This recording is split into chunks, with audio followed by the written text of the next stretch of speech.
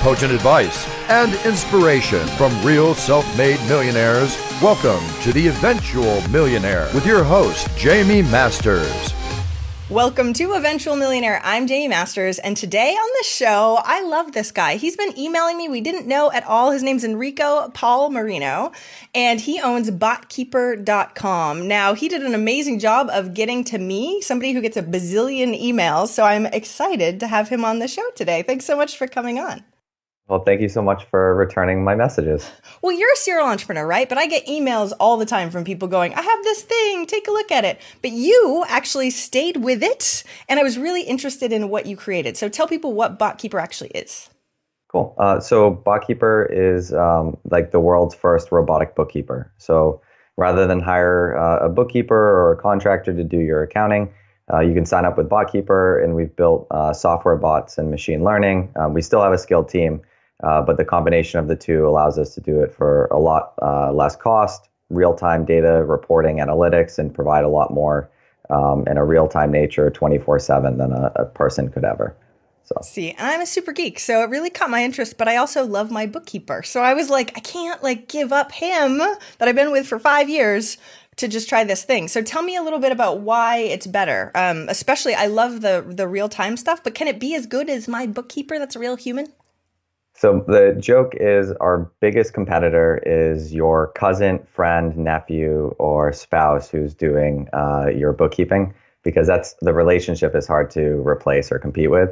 But from just a general sense on bookkeeping alone, one, from an accuracy standpoint, Botkeeper is 99.97% accurate. So we monitor that weekly across the 30,000 plus transactions we book a week.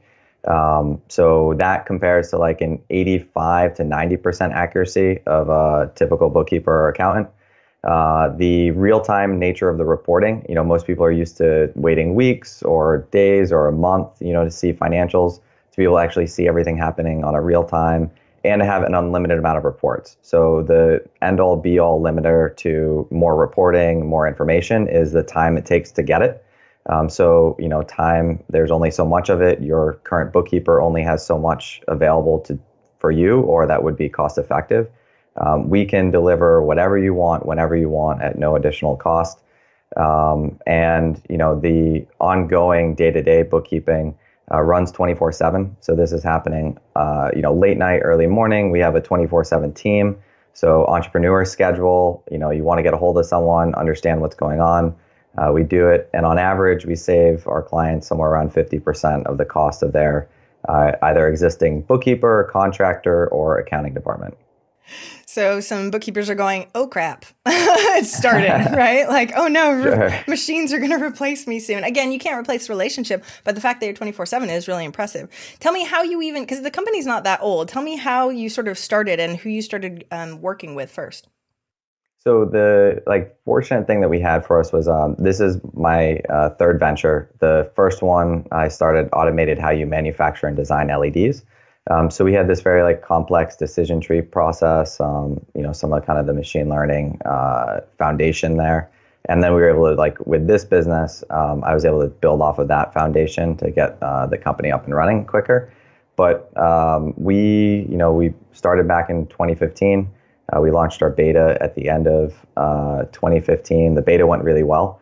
We had a buddy of mine basically reached out right around tax time saying, hey, I need 3 years worth of catch up and cleanup taken care of. And no accountant will take me on because they're busy doing tax filings and have a lot of work on their plate. And by the way, I need this done in a couple weeks. And so I told them, look, we haven't tested this all that greatly, but happy to give it a shot. And sure enough, we returned him financials 2 weeks later, which was really cool that we were able to crawl through all that data and quickly reclassify and clean it up. When he didn't get back to me for another couple weeks and then finally responded, and I was worried that it was, whatever we gave him was not right. And he told me that his company just finished going through an acquisition and that the financials we provided passed the audit that they went through. And that's when I knew we were onto something. And, we kind of launched the product in 2016 and then have been, just trying to keep up with the growth since. So It's been crazy. You've done betas before, and I know a lot of people have done betas and they're like, what is going well? So what did you think was going to happen, or what were you hoping would happen beforehand? And then is it just that if you didn't get that one guy, you wouldn't have thought the beta went well? Tell me a little bit more about the vagueness of a going well beta. Sure. So we probably had like 15 companies in beta at that point. And what told us that, okay, we can do something that's drastically different than anyone else was that cleanup project. Because a multi-year cleanup would take many months or a year. And it's just like for one person to go through that much data and keep things going on an ongoing basis is just really difficult.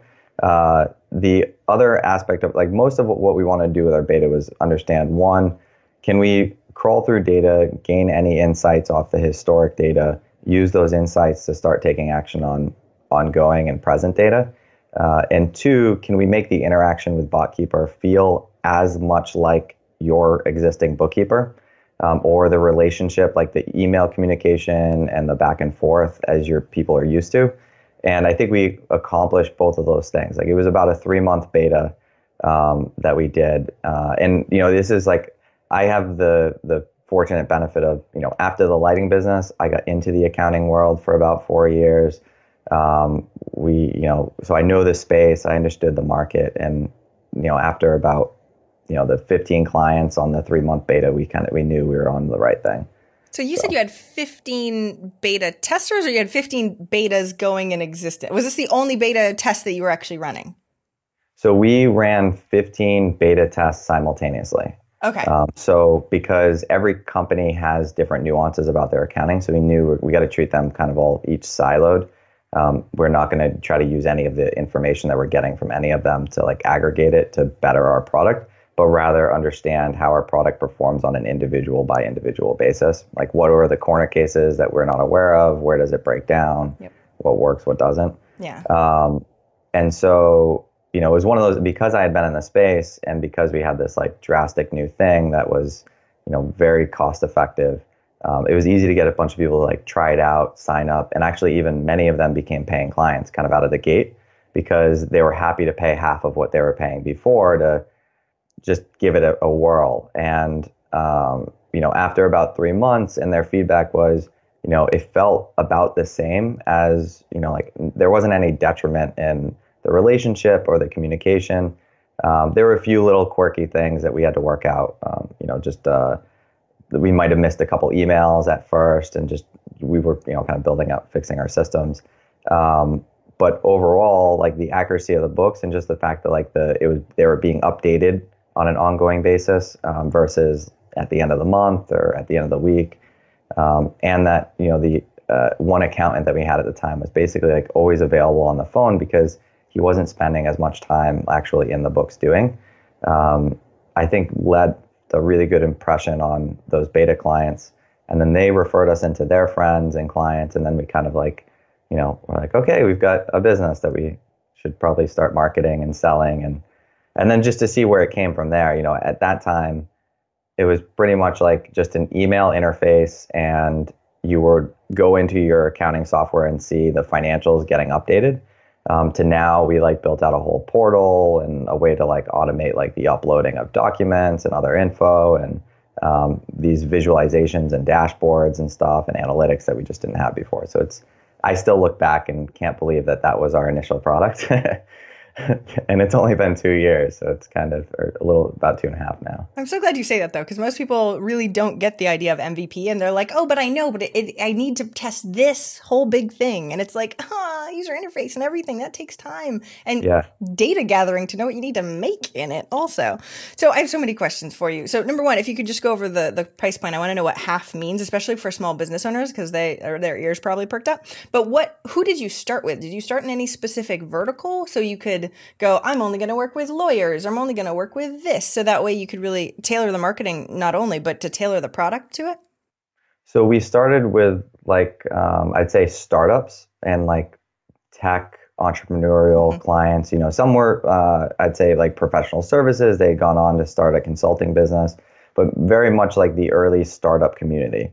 I would say not so much like trades or, manufacturing. This was more companies you'd find in like a co-working space. Yeah, because you're like, they have to know tech at least enough to know that this is a bot doing it, and they like that, and they don't hate that part. Yes. and it's obviously like, my network, right? That's where, I think I've spent most of my time, and those are the easiest people to kind of reach out and market to. And from a half standpoint, so I mean, we start pricing at it's like $285 a month. It goes up to, like $800 a month on our site. And then we'll do like custom packages depending on the custom packages could be in between, the ranges, or it could be greater. But it kind of put it in perspective, when most companies bring us on, one, we guarantee 30% less than what you're paying right now. So whatever you're paying now, you want to cut the bill by 30% or more, you sign up with Botkeeper, it will take your last invoice, take 30 points off of that. Guaranteed that will be the maximum payment you pay to us. So that's like kind of like a good starting point. But then what we find is like a lot of these businesses, they were so manual data oriented, or data entry oriented, and when we plug it into our system, that all goes away entirely. And that's where we've had clients that were paying $2,400 a month to an outsourced bookkeeper, pay $800 a month to us. And so it's, 75% savings or, 66% savings is not out of the question. Interesting. Do you do other things? Like I know my bookkeeper does a lot of other things like my payroll and everything else, so I don't have to deal with that stuff. Is that just part of packages? So you're not still like super niched? Oh, okay. Yeah. What we wanted to do is make it so the thing I hated about, I think most outsourced bookkeepers or firms is like everything you do is like an extra charge. Yeah. So, oh, you want this report? Okay, that's going to cost this much extra. You want me to do payroll? That's going to cost this. You want this, that, the other thing, it's an extra fee. So we made all of our packages all-inclusive. And they're all-inclusive up to a certain transaction volume. So it's like if your business processes these many transactions a month, anything you need done in the accounting department or space of your business, we'll take care of for that price. How do you figure out that pricing strategy then? So I'm a quant major, and so like math and algorithms are, kind of my bread and butter.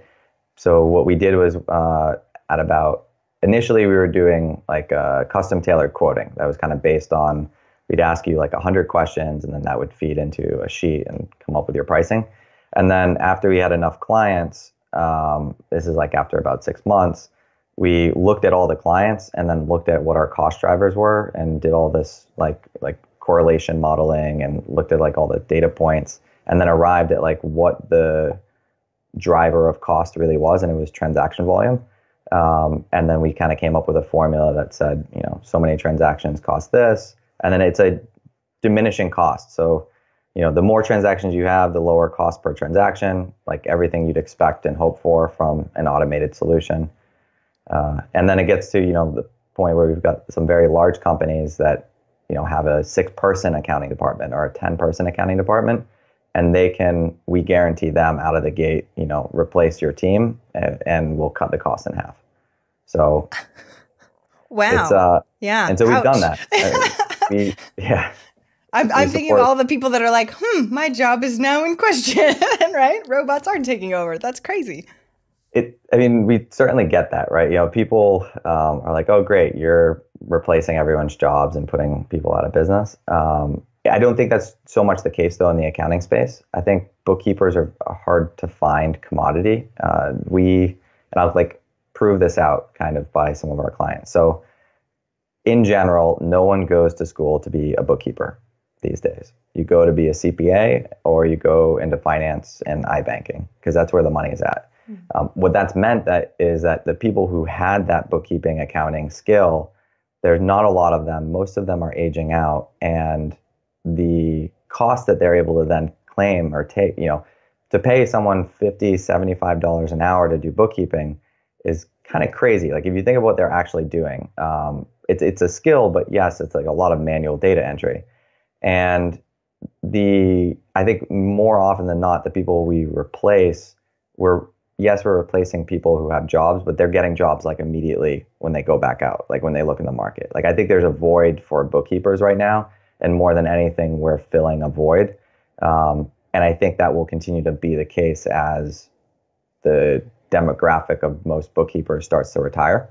So I don't, yes, we put people out of jobs, but they get their jobs back very quickly.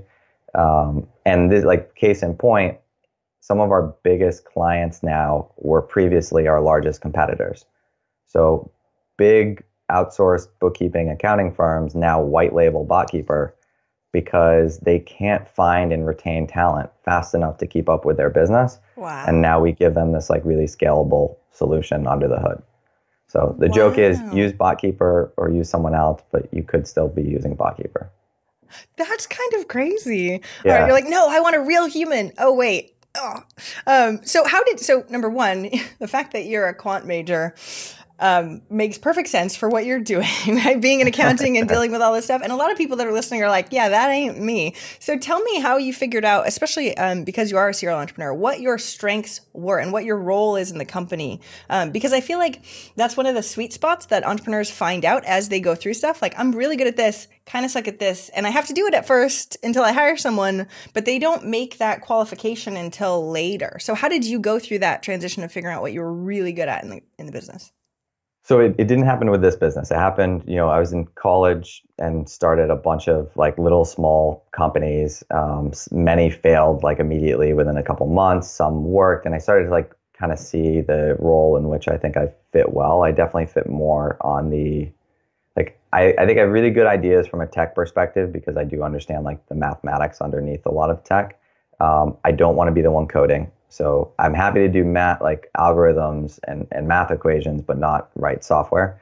The other thing is like, I really enjoy sales. Like, I think I'm good at sales and marketing. I'm good at making something, appear sleek. But I also don't like, I'd rather be in an office, like working behind the computer on like the, figuring out the logistics and solving the problems of the business, not necessarily being out closing business. So what I realized like very early on is that like I'm like classic, like ideally working as a CEO role and like the epitome of what that means. Like, not a tech founder CEO, not a sales founder CEO, but a CEO who does a really good job at bringing all the pieces together and finding the opportunity in the market, and then kind of solving it with the completed solution that you bring together. And that completed solution is a team. So with this business, with Botkeeper, when we started, like we, as a founding, like we had 4 people on the founding team. So it was myself, Louis Belazny, Andrew Gauthier, and Angelina Delago. And those were the 3 phone calls I made. Louis was like, look, I need you to head up the sales, be the face of the business. Andy, we had, and it's funny because I walked in, like met these people through different courses of life. Andy, CPA, knows accounting, always struck me as like an entrepreneurial accountant, which is like, he was happy to like take certain risks from a business standpoint. So, asked him to come on, head up our accounting operations, and asked Angelina to come on and head up our digital marketing and actually do like some of the early stage like prototyping of the software. And then, I, kind of kept figuring out what is our business going to be, like working on the tech side a little bit more, I think early on. And then we brought on, Justin, our CTO, and kind of just continued to expand. But I think you find what is it you enjoy spending your time on most. And all too often people think they have to keep doing the other things of the business. And I'd rather give out equity and bring in partners and, like forego my own salary and pay for everyone else's than have to do those things I'm not going to be great at. See, okay. So the distinction, I think, is huge of going, not because CEO, no offense, now has so many different ideas around it, because it could be more sales and it could be more this. And we sort of squish them all together, unfortunately. But there's a huge distinction between them. So why did you go after those 3 other people specifically instead of going, oh, you're sales, you're this, and hiring other people below you? Why have 4 total founders? So the thing I think I found in the other businesses I started was, one, if you bring on, like, you need founding partners. You need people who are going to like blood, sweat, tears, be there 100%, and you can't get that out of an employee. Like, it's just not what it has to be. Someone who's going to like own this, feel like it's theirs, and give it that extra attention to detail and effort. And so when we started, I knew like there are a few key departments in any business, right? Like you have sales. So if you're spending time building your product, anytime you're spent building the product or operating the product or making the product look nice, those three things take away from selling. And if any time spent selling takes away from building, like, so it's like the way I looked at it was a business has four core functions, right? Like it has the sales function, it has the marketing function, and digital function. Like digital as itself is a big function, like a modern business. It has the operations and logistics function, like how do you do what you do and how do you streamline and improve that? And then it has, the tech and I think the overall like bringing together, how do you get sales messaging to line up with what we're doing in marketing, to line up with how things are going operationally and logistically, and be air support on all departments for when they, need help or need extra capacity and bandwidth. And so for me, I knew I needed to fill these four roles. I've seen companies totally fail when the founder tries to do too many things, or they don't want to give out equity and they want to hire people. And if you're hiring people at that stage, you can't pay them. You can't pay enough to get the good people.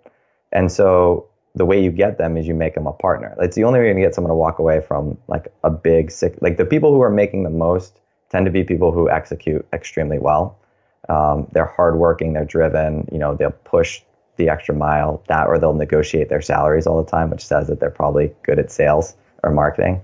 And so the only way you're going to get someone to walk away from that is like give them a piece of a pie and something that could be worth a whole lot more in a few years, and something that they can get like fired up about and say like, I'm a founder and own this. For my team in particular, Louis and I we got introduced, like, so I saw him everywhere. Like he became this guy that I got introduced to. And then every time I was hanging out with my friends, it didn't matter which friend I was hanging out with, he was there at the party. I hadn't invited him. And like he just became friends with all of my friends. And then I would see him all over the place. And then his like girlfriend became friends with my wife. And it was one of those where like he just had that personality, and he had like a lock steel trap of a mind for remembering names. And like he'd know your cousin that he met one point in time and ask about how he's enjoying like coaching soccer still, just knew those details, and always struck me as a guy that, just very polished, someone who could be a good face of the company, be great in sales. Andy and I met, I was like working at like building out a business development in an IT company, and he was interning there for accounting, and just like we'd always grab lunch together, we'd stayed in touch. He reached out to me when I got into the accounting sector. He left, I think he was probably the fastest employee to leave Ernst & Young. I don't even think he made it 6 months there, and decided to like leave and start his own tax practice. So like that, I was like, this is a guy who, very entrepreneurial, also very smart. He like completed his CPA very quickly at a young age. And then Angelina was my sister. Oh. So she, interesting. so she was looking, her fiance was studying in Grenada for his med degree, and she was looking for work. She started like assisting me with the accounting business, was like and then that assisting became like, oh, can you like manage our website? And then she started teaching herself like CSS and how to code, and just became like obsessed about it, loved it. She's always had a great eye for design. And when I was like starting this, I basically just reached out and said, I convinced her basically to like kind of drop out of like medical school and start, take on and head up the marketing department at Botkeeper. That's insane. Number one, most people aren't like, hey, I'm going to hire my sister because family and well, sometimes they do, and it sometimes ends badly. But you had her drop out of medical school too. Like, oh, yeah. Who cares about your dreams? You're really good at that. So was she all in as soon as you said that, or did it take some work? It was a really like tough thing for me to do, because I worried that, God forbid, I convince her to do this and she comes on board and say it doesn't work out. Like I totally changed her life for probably ever. And so like, I talked to like my mom. I was like, Mom, like, can you probe her and see if like this is what she wants to do? I don't want to like pressure her. Like we've always had a really solid relationship. And so I knew we'd work, and we worked together, and that working together worked really well. Like ultimately when, she said, yes, she'll come on. I mean, I think it was a pretty easy decision for her. Mm-hmm. And I made sure that we had many conversations about like making sure I wasn't pressuring her, that she didn't feel like obligated or need to. And also I talked her through like, hey, like, here's the probability of this working out. And, if it doesn't, like, here's plan B. Here's what plan A could look like if you stay in, medical school and you go that path. And I think she just realized like medical wasn't really her passion, and that she really enjoyed more the design and like the coding, because she do what you love, right? And the fact that she gravitated towards that and she self-taught like how to code. So, I was like, well, you wouldn't do that if you didn't really enjoy it. So go you for doing the quant side of trying to convince your sister. A is this probability, B is this, and if you right, like most people don't have that as a skill set. That's awesome. Well, I didn't want to be the guy who totally like ruined, like me. I have no problem taking these risks, and this is the only way I enjoy what I do. I'd rather do this and live in like a beat up apartment somewhere and just try to like make it work and love what I'm doing than anything else. But that's not everyone. So I think that's what's so tough too, is that as the owner and somebody going, oh, I want you to be in on my vision. It's a lot to ask, especially if it doesn't work out, especially if you change your entire life for it. And it's kind of scary, especially if it's your sister, because you still have to go to Christmas with her, right? Yes. So yes. I know. Go ahead. And now my sister-in-law, I mean, we have like, it's funny, my sister-in-law now works for me. She also worked with me at my last business. My Andy's fiance works with us. I mean, it's become quite the family affair, but it's also, ultimately the people who are close in your life are the people you know best.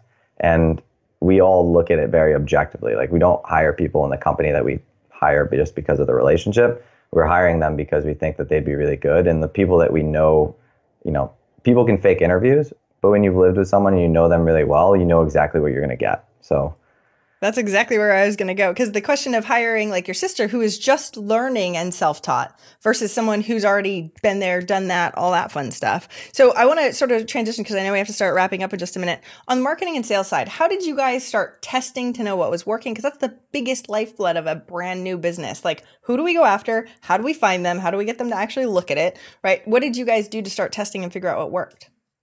So we figured, like, the hypothesis we made was, if we go after startups, like cool companies, innovative companies that are doing new things, exciting, and, have like big visions and dreams for where their business is going to go, and we land those as clients, we'll create somewhat of the herd effect. Because if the cool people are using it, then we should use it too, versus going after like mom and pop street main street businesses. So that was like the hypothesis. It worked out really well for us. And we knew, like, I've just been doing this now, so I know where those people hang out. I know what their wants and needs are. I know my biggest, like, I hate accounting. I hate bookkeeping. I built this business to solve my problem. And so we built it around every aspect that an entrepreneur, like the 24/7 was a must. Like, we needed this business to run in the off hours when entrepreneurs are finally looking at their accounting. Like, real-time nature of the financials was like, you're always looking for that edge that you can have on your competitors, and more data faster is going to give it to you. And so with the sales and marketing, we were like, let's hang out in those entrepreneurial communities. Let's not be pushy salespeople. Let's just educate that this is another alternative. It's a new way of doing things. We don't do sales presentations. We do proposals for very large companies because we have to. But for the most part, it's like, hey, here's this new way, new approach. You think it's cool, go to the website, sign up, kind of thing. And we also wanted to, like, in doing that, wanted to make bookkeeping fun and different. So we got like a mascot, and we like hosted parties, and like would like crash, big tech entrepreneurial parties with the mascot and stuff, and just kind of like made a little bit of buzz. Like, we were very conscious about our branding. Like I said, my sister has a great eye for design. So, whether it be our business cards to the logo to the avatar, it all is the exact same. Like, Botkeeper has that like smiling robot winking, and that's kind of in everything that we do. So you're like, oh, I hung out, we went to party. Like, what's funny is everybody listening is probably like, yeah, force. That's easy. That sounds great for you, right? And then they try and apply it to themselves and it doesn't work out so well. But I also know that you emailed me and followed up a bazillion times. I ignored you so many times, and yet you're here. And most people don't have that that level of commitment, let's say. That's kind of unique. I know a lot of entrepreneurs that I work with are like, oh, but I sent 2 emails. I sent 5 emails. And I'm like, I hit you up on LinkedIn, Twitter, email. I messaged you on Twitter. I think that's how like we actually got a conversation started. I kept going, what the heck? Yeah. Well, and that's the funny thing. It's a really interesting idea. It's not something that I would, if I met you at a party, I'd be like, oh, tell me more. I love all this machine learning AI stuff. But I mean, gosh, you get so many things thrown at you every day. And the time that you open whatever it is, you're like, don't have time, don't have time, don't have time, don't care, don't have time, right? Yeah. And so, but you did it in a way that was not annoying, because I also get very frustrated with the emails that I get of people wanting stuff. And your emails were very much giving at first, which was very helpful. Did you write those? Did your sister, like, how was that your piece or somebody else on your team's piece? So that was me. Being an automation company, right? We do a really great job at like building automated tools to kind of like start conversations, and kind of like pretend to be a person, right? Like I know all about these. I want to hear all about what you use. So we do that, but like a lot of times, what we basically do is we tell everyone on the team like set objectives and goals you want to go after, like. You and being on this show and just kind of like making you aware, Botkeeper was one of my goals. And so, everyone has like 10 accounts that they want to get in. It doesn't even matter. Like they're not the biggest accounts. It'll just be like accounts that you want to get in. Like right now, I can tell you one that we really want to work with is this really cool card company called Love Pop. I don't know if you've ever seen their cards. No. Super cool. These like 3D paper mache. These like 3D cards and that's just a company that's like cool, exciting. They wouldn't even be our biggest account, but just that we chase after things that look cool, interesting to us, and this was one of those. So I, pursued this pretty heavily, but also didn't. I've been on the other side. Like I know what it's like to have annoying vendors and people reach out to me. So that's amazing, though. I really like the customizing of who gets to do what, because then you feel inspired to actually follow up and do it. You're like, no, I actually really want this, instead of going, oh, we do an automated sequence and then we go like this and we just put a bazillion people in there and we let it run, because that's what a lot of people do too. And don't get me wrong, that can totally work also. It sounds like you actually curated a little bit better. Why do you do that instead of just having an automated thing that your marketing person just does? So we do, Botkeeper is all about automation and like improving efficiency and just getting stuff done. But we also understand like in any business relationship, the best businesses have a human connection and like that personal touch. So, we've tried like our best to continue to embody that. So spend your time giving the personal touch to a few people, and then, mass reach out to like the general populace via like automated. So, or via like, some sort of like automated sequence or email or like a bot that, and we do smart stuff with like how we do our automated bots. Like they crawl your profile, they'll find info about you, they insert it into certain fields in an email to you. So it seems very personal. They make introductions to other people for you. And then like ultimately one of those introductions may even be to Botkeeper. And then you get a conversation started there. So is that proprietary stuff, or is that stuff that, can you share the name of the software that you're using, or is it all internal? It's all internal. So we built that internal. Yeah. You're like, well, we have bots, so we make them do everything for us. We have a finance department, but no one in Botkeeper does Botkeeper's bookkeeping, so it's like, we've kind of done that in every aspect of our business. We find things that just are annoying or they're, like mundane, and we like immediately, like our core values are simplification, continuous improvement, technology driven, extra mile, and automation. So, and accountability. And so we're going after like those challenges anywhere in our business. And we do put a lot of like effort and time and trying to make everything automated that we can, or at least make everything like more simple and easier to use. And Yeah. love Let that us you then just shared focus on the detail. Yeah, I love that you shared the company values too, especially as you're growing really, really quick. Having those people are like, I mean, I don't really use them, right? They write them down and then they never look at them again. The fact that you can bring them up like that is amazing and wonderful. Because it does sound like it's embodied in your whole entire organization. And that's kind of the point of values. Otherwise, what's the point in writing them all down? But I do wish you'd start a company on that side, because I've been trying to find tech that can do something that does make it more applicable instead of those, gosh darn, okay, here's a template. I feel like I got a million of them. That's why I delete most of the other people's stuff. And I emailed you back, I don't know how many times, going like, yeah, maybe soon, someday. I kept putting you off. So I felt like I was at least, engaging. And then you still kept following. You still kept following up. Maybe well, it's later, like I said, later. Everyone has like their list of, 10 clients or companies or people they want to, interact with, and you slowly check them off, and we look back at it from time to time. So am I allowed to share some of those emails that you sent me to, just so you could see? And I'll be like, I ignored this one, I listened to this one, and so people can sort of see the thought process. Because it's tough to not know what's happening on the other side, especially if you send automated emails, right? They're like, I don't know, I just heard nothing back. Should I follow up again? Should I not? But you did a really great, consistent job on that, which is so impressive. Thank you. Anyway, we didn't even talk about machine learning yet, and I know we're running out of time. Darn it. So what we'll do is we'll start wrapping up, because I know I have to, but I would love to hear if you have any PDFs or anything on the machine learning part, or even just any resources that we can give out to people. We had a couple other people on the show. We talked a little bit about that. But like I said, I don't think the people that are listening really understand how soon this is. Like, this is replacing bookkeepers right now, just so everybody knows. And so that stuff is going to start happening in a lot of different industries. And if you're a small business owner in a different one of these industries, you just should probably pay attention to some of this, just in case, to know what's going on in the world around you, so you can make the right decisions when you need to. So I'm going to start wrapping up, but I'm going to ask you the last question. And it's, what's one action listeners can take this week to help move them forward towards their goal of $1 million? I think it starts with your team. So look at your team and your company and see if there's voids or gaps there. See, you may have to make a really tough decision.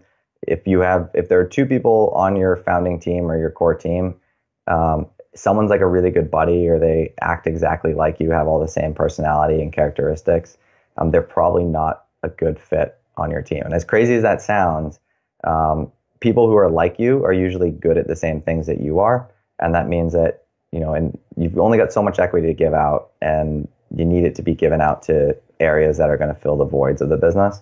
So I'd recommend to everyone kind of like do a 360-degree review of your founding team, and make sure that you have someone that's covering sales, that's covering digital and marketing, that's covering the operations of it, and then someone that can kind of like tie all the pieces together and support, to give the air cover. So that's where it starts. Thank you for saying this. I actually just created a whole lead magnet called a team test based on the same thing, going over the team structure, what their strengths are, and what they actually are giving you, so that way you can wipe away. Because unfortunately, when it's relationships, we go, oh, it's good enough. It's good. It'll get better. It'll get better. We're very optimistic. And sometimes you really got to do the numbers and the metrics and go, oh, no, and get whacked in the face a few times. I love that you actually said that, because most people will not do that. So everyone that's listening, make sure you make time this week, and we'll link to the team test so you can do all the info that he just pretty much said, which is amazing. So I know you said at the very beginning that you give a discount or a code or something like that for the team so they could test out Botkeeper. Yeah. So anyone that follows Eventual Millionaire and wants to give this a try, give you 2 free months of bookkeeping if you enter promo code EM. E as in elephant, M as in Mary. Yes, because nobody can spell the other words all together, so we squish them all back in. So it's botkeeper.com, and then when they go to sign up, it'll just be a promo code?